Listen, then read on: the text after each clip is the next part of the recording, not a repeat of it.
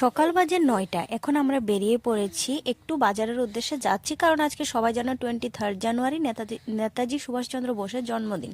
তো এই উপলক্ষে আমাদের আনন্দমার্গ স্কুল থেকে র্যালি বের হয় প্রত্যেক বছর, তো সেটাই দেখতে যাচ্ছি।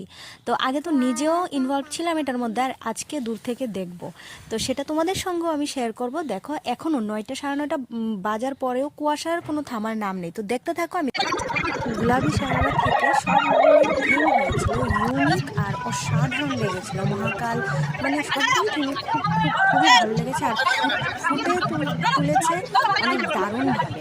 তাদের এফোর্টটা অনেক বেশি প্রশংসনীয়।